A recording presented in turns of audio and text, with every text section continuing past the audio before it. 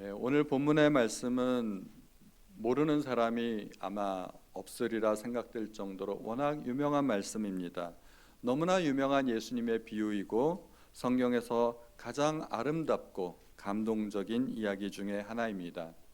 이 이야기의 주인공은 모두 세 명입니다. 탕자, 아버지, 형. 그래서 누구에게 초점을 맞추느냐에 따라서 전혀 다른 세 가지 설교가 가능합니다. 저는 오늘 설교에서 아주 고전적으로 탕자에게 더 많은 초점을 맞추고 아버지와 형 얘기를 조금 하려고 합니다. 퀴즈를 하나 드려볼까요? 탕자가 돌아왔을 때 제일 싫어하던 것은 누구였을까요? 답은 살진 송아지라고 합니다. 우리 새가족반 모임에서 새가족반 모임이 아니라 수요사랑방 때 어느 권사님께서 정답을 맞춰주셨습니다. 제일 싫어하던 것 살진 송아지. 이 이야기에서 우리는 먼저 아버지의 성품을 한번 보고자 합니다. 이 아버지는 어떤 아버지일까요? 탕자가 돌아왔을 때 아무것도 묻지도 않고 따지지도 않고 그냥 받아주었던 아버지였습니다. 탕자가 집을 떠났을 때 그 다음 날부터 날마다 대문 밖에 나와 오늘이나 돌아올까 내일이면 돌아올까 하며 기다리던 아버지였습니다. 이 아버지는 우리 하나님 아버지를 상징합니다. 사랑과 자비가 많으시고 무조건 용서하시는 아버지입니다. 얼마나 좋은 아버지이겠습니까? 그러면 또 한 번 심각한 질문을 한번 드려볼게요. 이건 넌센스 아닙니다. 그렇게 훌륭하시고 자비로우시고 은혜로우신 아버지 밑에서 살았던 두 형제는 행복했을까요? 객관적인 행복이 아니라 그들은 과연 행복함을 느꼈을까요? 하는 질문입니다. 제가 성경을 가만히 보다 보니까 제가 느끼는 정답은 그렇지 않다입니다. 탕자가 돌아왔을 때 아버지가 잔치를 배설했다는 말을 형이 듣고 형은 아버지에게 이렇게 말합니다. 내가 여러 해 아버지를 섬겨 명을 어김이 없거늘. 아버지를 섬겼다고 이야기를 하는데 영어 성경 NIV에서는 이것을 I've been slaving for you. 아버지를 위해서 종처럼 일했다고 이야기합니다. 실제로 우리말 성경 번역도 여러 해 동안 아버지를 위해 종노릇했다고 번역하기도 합니다. 그리고 형은 뭐라고 이야기합니까? 자기를 위해 염소 새끼 한 마리 안 잡았다고 이야기합니다. 아버지를 향한 큰아들의 섭섭함이 느껴지는 부분입니다. 아버지 밑에서 자기는 이렇게 살았다고 피해 의식이 있었던 것입니다. 큰아들은 결코 행복을 누리고 있지 않았던 것 같습니다. 그러면 보통 때 평상시에 우리가 볼 수 있는 아버지의 성품은 무엇이었을까요? 아마도 아버지는 부지런하고 새벽부터 저녁 늦게까지 일하고 근검절약이 몸에 밴 사람일 것 같습니다. 평소에 아버지는 엄한 사람처럼 보입니다. 아버지가 그렇게 살았다면 아들들도 그렇게 살았을 수밖에 없었을 것입니다. 아버지는 부자인데 아들들은 그 부를 조금도 누리지 못하고 있었습니다. 둘째 아들은 그런 삶에 신물이 난 것입니다. 작은 아들의 머릿속에는 자유를 향한 갈망이 꿈틀거리고 있었습니다. 나도 내 마음대로 한번 살아봤으면 좋겠다. 내 마음대로. 그러면 정말 행복할 것이라고 생각했던 것입니다. 물론 형도 아버지에 대한 불만이 있었을 것입니다. 그런데 형은 참고 있었습니다. 큰아들도 함께 참았습니다. 어떻게 할 수 있는 방법이 없다고 생각했던 것입니다. 그것이 자기가 살아야 할 마땅한 삶이라고 생각했던 것입니다. 그런데 동생은 달랐습니다.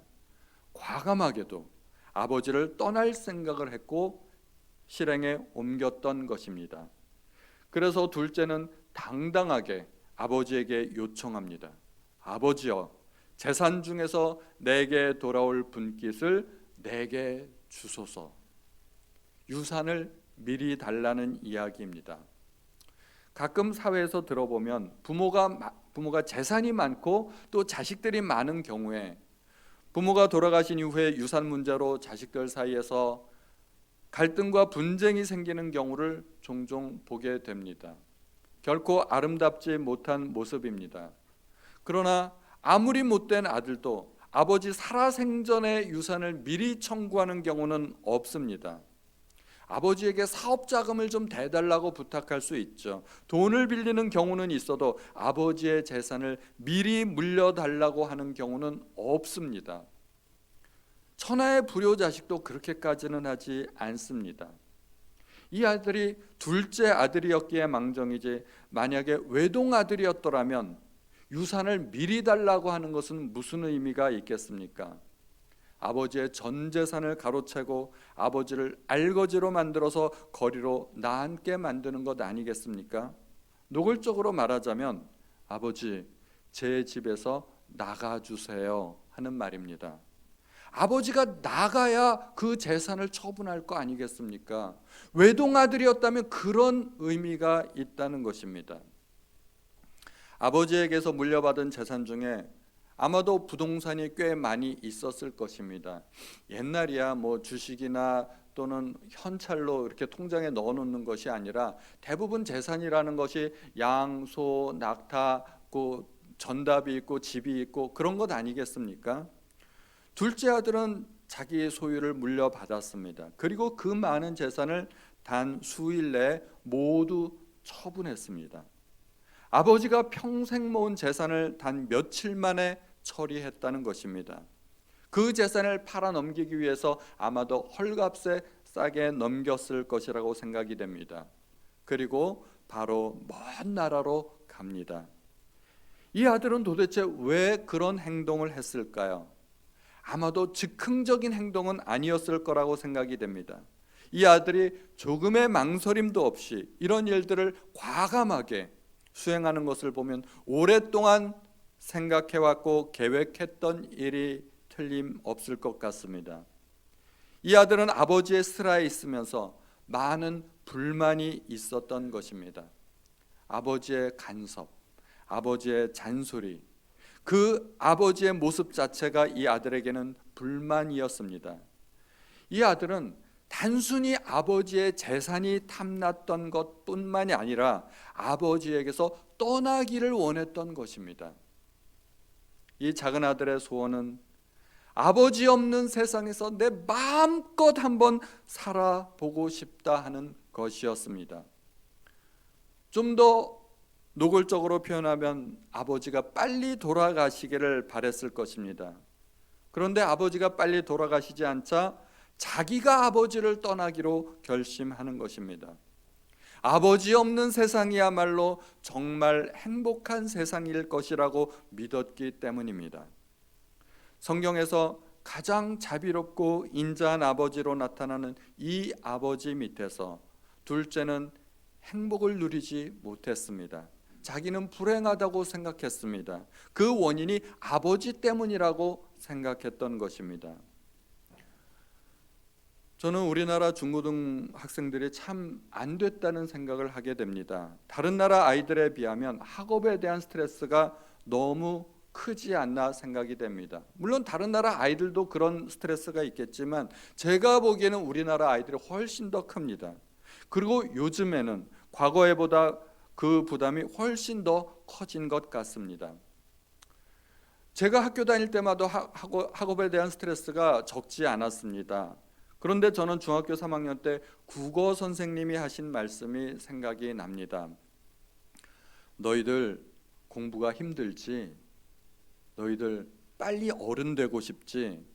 어른이 되면 공부 안 해도 되고 마음대로 살아도 될 것 같지? 그런데 선생님은 너희들이 부럽다. 너희들은 공부가 제일 하기 싫지만 너희는 공부만 하면 되잖아. 저는 중학교 3학년 때 들은 그 말이 아직도 잊혀지지 않습니다. 물론 공부가 쉬운 것은 아닙니다. 그런데 너희는 공부만 하면 되잖아.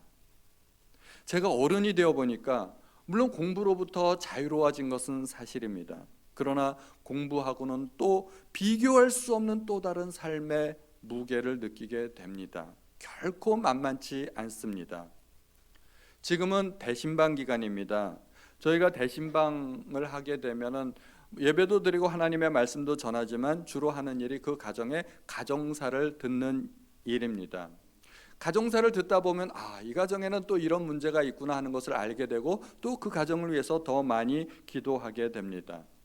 대신방 기간이야말로 저희 목회자들이 성도님들의 이야기를 들을 수 있는 정말 좋은 기회가 되는 것입니다. 수년 전 대신방 때 어느 가정을 신방했을 때의 일입니다. 제가 장례 예배 때도 몇 번 말씀을 드렸던 것 같은데, 예배를 드리고 그 가정의 기도 제목을 받기 위해 요즘 어떤 어려운 일들이 있는지를 물어보았습니다. 그래서 기도 제목에 적어 놓았습니다. 그렇게 두 분 집사님의 기도 제목을 들었고, 마침 그 집에 초등학교 3학년 아이인 어떤 딸아이가 있어서 그 아이에게 물어보았습니다. 너는 뭐가 가장 힘드니? 그랬더니 그 아이가 하는 말이 인생이 뜻대로 안 되는 거요. 그러더라고요. 그래서 제가 그 아이에게 이렇게 말해 주었습니다. 희음아, 너도 어려운 게 있구나. 그 아이가 희음이었습니다. 앞에서 열심히 오늘 기타 반주했는데, 재민이가 초등학교 1학년 때 예진이랑 같이 노는 시간이 많았습니다. 아이들이기도 하고 또 사촌 남매지간이기도 하니까 둘이 굉장히 친했습니다. 어느 날 예진이가 우리 집에 놀러 왔는데 둘이 같이 놀다가 재민이가 예진이를 물끄러미 쳐다보더니 한숨을 푹 쉬면서 한마디 하더라고요. 예진아, 너는 좋겠다. 예진이가 왜? 하고 묻자 재민이가 넌 아직 초등학생이 아니잖아. 초등학교가 얼마나 힘든지 아니? 너도 들어와 보면 알 거야. 참 가관이 있죠. 옆에서 중학교 1학년이었던 재은이가 한마디 했습니다. 야, 넌 2차 함수가 얼마나 어려운지 알기나 해? 누나는 2차 함수도 배운다. 그런 말을 했습니다. 제가 그때 갈등이 좀 됐었습니다.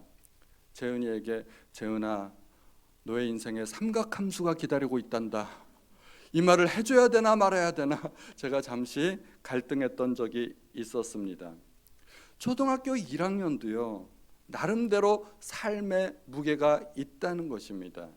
초등학교 3학년도 인생이 뜻대로 안 된다는 것을 너무나 잘 아는 것입니다. 그런데 우리는 인생의 어려움을 만나면 그 문제만 해결되면 행복할 것 같습니다. 정말 그것만 해결되면 내가 날아갈 것 같은데, 우리는 때로 그런 생각 해보지 않습니까? 나도 한번 내 마음대로 한번 살아보고 싶다. 내 마음대로 살면 행복할 것 같지 않습니까? 탕자는 그 일에 도전했고 성공했습니다. 탕자는 행복했을까요? 행복했겠죠. 더 이상 잔소리하는 아버지도 안 계시고 마음대로 쓸 수 있는 재물이 내 손에 있고 무슨 불만이 있겠습니까? 탕자는 아버지가 자기를 찾지 못하도록 먼 나라에 가서 마음대로 살았습니다. 허랑방탕하며 살았습니다. 그에게 많은 친구들이 있었고 날마다 다른 여인의 품속에서 살았을 것입니다. 클럽과 술집들을 휩쓸고 다녔을 것입니다. 그런데 둘째가 누리던 그 행복은 그렇게 오래가지 못했습니다. 아무리 재산이 많아도 허랑방탕하게 살면 그거 오래 못 갑니다. 금방 바닥납니다. 그렇게 돈이 떨어지자 둘째는 드디어 진짜 고난이 무엇인지를 알게 됩니다. 돈도 없는데 흉년까지 겹치게 되었습니다. 그 많던 친구들 다 어디 갔을까요? 한 사람도 남지 않고 다 떠났습니다. 이제는 굶어 죽을 판입니다. 이방인조차도 천하게 여기는 그 돼지를 치며 살았지만 먹을 것이 여전히 부족했습니다. 돼지는 먹고 살 수 있었는데 자기는 먹을 것이 없어서 굶어 죽겠다고 생각한 것입니다. 그렇게 그는 인생의 바닥까지 가서야 아버지 밑에서 누리던 것이 참 행복이라는 사실을 비로소 깨닫게 됩니다. 수영을 전혀 못하는 사람이 물이 깊은 수영장에 빠지면 살 수 있을까요? 못 살까요? 물의 깊이가 딱 요 정도까지만 온다고 생각을 해보죠. 딱 머리끝까지 오는 수영장에 빠졌습니다. 수영을 전혀 못하는데 살 수 있을까요? 수영 못하는 사람에게는요, 물이 요만큼 차는 수영장이나 태평양 한가운데 빠지나 똑같습니다. 어차피 수영 못하면 그 물에 빠져 죽게 되는 것입니다. 이 사람이 살려면 어떻게 하면 될까요? 저도 수영을 잠깐 배워본 적이 있는데 바닥을 차고 올라오는 법을 배웠습니다. 바닥 밑으로 가서 바닥을 힘껏 차고 올라오면 머리가 물 밖으로 나옵니다. 힘껏 차면 이만치도 올라옵니다. 그러면서 숨을 한번 쉴 수 있습니다. 그리고 가라앉으면서 숨을 내쉽니다. 그러다 또 바닥에 닿으면 힘껏 바닥을 차고 물 밖으로 올라오게 됩니다. 또 숨을 쉬게 됩니다.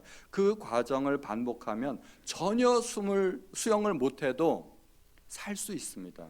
그렇게 어려운 일이 아니라는 것입니다. 어떻게 해서든지 물 밖으로 나오려고 호적거리다 보면 물을 먹게 되고 그러다가 폐에 물이 차고 물에 빠져 죽게 됩니다. 그러나 바닥까지 내려가면 다시 올라올 수 있습니다. 혹시 인생의 밑바닥에서 호적거리는 분이 계실까요? 이제 더 이상 떨어질 곳이 없다면 박차고 올라와야 됩니다. 그것만이 사는 길입니다. 어떻게 하면 올라올 수 있을까요? 탕자처럼 하면 됩니다. 이에 일어나서 아버지께로 돌아가니라. 돌아가는 것만이 사는 길입니다. 아버지께로 돌아가야 합니다. 자비로우신 우리 아버지는 아직도 기다리고 계십니다. 집에서는 어떤 일이 벌어지고 있을까요? 형이 있었습니다. 형은 아버지 밑에서 동생처럼 여전히 만족하지 못하고 살고 있었습니다. 혹시 이 가운데 아버지를 섬기며 아버지의 명을 어기지 않고 사는 것이 힘들고 어려운 분이 계실까요? 신앙생활 하면서 교회 열심히 다니다 보면 점점 더 많은 부담을 느끼게 되는 것을 우리가 알게 됩니다. 주일 예배는 기본이죠. 날마다 새벽 예배 있죠. 수요일에는 사랑방 있죠. 금요철야 있죠. 여전도에는 거기다 어성경까지 있습니다. 헌금의 종류는 또 왜 그렇게 많은지요? 11조는 기본이고 주일헌금, 성경헌금, 건축헌금, 구제헌금, 절기헌금, 감사헌금, 특별헌금 종류도 많아요. 감사헌금도 제가 예전에 어느 교회 가서 그 감사헌금 봉투도 봤더니 참 감사할 일도 많더라고요. 생일, 입학, 졸업, 취직, 신방, 개업, 결혼, 장례, 심지어 범사에 감사. 아무 일도 없으면 범사에 감사라고 범사 감사헌금이 있더라고요. 이런 헌금 다 하면 가정경제 무너질 것 같습니다. 혹시 나도 교회를 떠나서 내 마음대로 한번 살아보고 싶다고 생각하시는 분 계실까요? 내가 가지고 있는 것이 소중한 것이라는 것을 우리는 어떻게 알 수 있을까요? 우리는 소중한 것을 잃어버려 보기 전까지는 그것이 소중한 것이라는 것을 잘 알지 못합니다. 건강을 잃어버려 보신 분들만이 참으로 건강이 소중하다는 것을 알게 됩니다. 우리가 지금 오늘을 살고 있는데 우리가 살고 있는 이 오늘은 어제 죽은 사람이 그토록 간절하게 갈망했던 내일이라는 사실을 알고 계신가요? 우리는 하찮게 여기는 그것들이 너무나 소중하다는 것을 알아야 됩니다. 하나님께서 내게 주신 생명, 건강, 가족, 교회 모두가 소중한 것입니다. 부모님이 내게 소중한 분이었다는 것을 부모님이 돌아가신 다음에야 알게 되는 경우가 많습니다. 저도 어머님을 여의고 나서야 내가 왜 어머님께 더 잘해드리지 못했는가, 왜 어머니를 좀 더 찾아뵙지 못했는가 하고 후회를 많이 하게 되었습니다. 중학교, 고등학교 여자아이들이 모여서 수다 떨면서 부모님 욕하고 엄마 욕하는 경우가 종종 있지 않습니까? 그 아이들이 이야기하는데 그 중에 한 아이가 우리 집 그년이 말이지 그렇게 하더랍니다. 엄마의 잔소리가 싫고 귀찮은 것이 당연합니다. 그런데 그것도 한때일 뿐입니다. 세상에는 잔소리 해주는 부모님이 없는 아이들도 있습니다. 그 아이들은 고등학교를 졸업하면 보육원을 나와야 합니다. 그 아이들이 사회에 나와서 자립하기까지는 많은 어려움들이 있을 것입니다.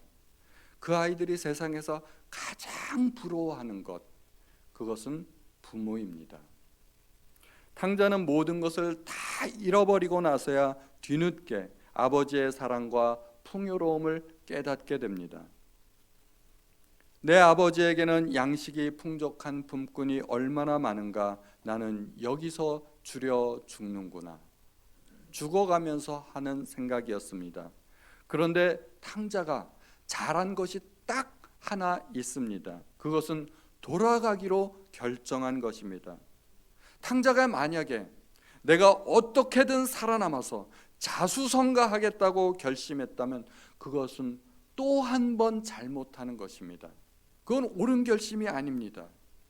탕자가 내릴 수 있는 가장 최고의 결정은 아버지께로 돌아가는 것입니다. 아버지께로 돌아가기만 하면 모든 문제가 해결될 것입니다. 아버지께는 부족한 것이 없기 때문입니다. 그러나 무엇보다도 아버지와의 관계가 회복되는 것입니다.